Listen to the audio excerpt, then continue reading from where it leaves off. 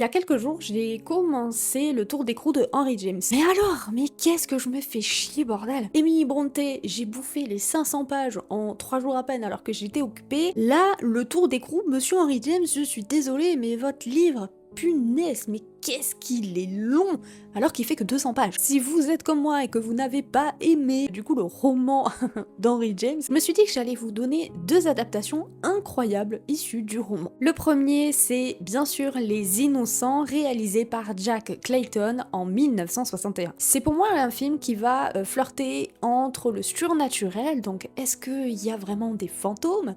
Est-ce que Miles et Flora sont vraiment possédés par les fantômes des anciennes personnes qui étaient là? Bref, je vais pas vous spoiler. Ou alors est-ce que tout ça est dans sa tête? C'est un film psychologique qui est juste envoûtant, je l'ai vraiment aimé et je vous le recommande, mais à 1 000 000 2%, et en plus il a cette vibe que l'on retrouve dans Crimson Peak, donc vraiment si vous avez aimé Crimson Peak, vous allez adorer Les Innocents. Deuxième œuvre incroyable, et c'est d'ailleurs ma série préférée, je pense en tout cas du moment, avec bien sûr Penny Dreadful, c'est Hunting of Bly Manor du majestueux Mike Flanagan. Alors là on est dans une recontextualisation du roman de Henry James dans les années 1980. On suit du coup Dani qui devient la fille au père de Miles et Flora à la campagne, bien sûr, dans ce magnifique manoir. Moi, il a beau être rempli de fantômes, vous me donnez ce manoir, j'y habite dès ce soir, avec grand plaisir. On va suivre bien du coup toute l'histoire, on va suivre vraiment l'avancée du coup de ces fantômes, on va suivre aussi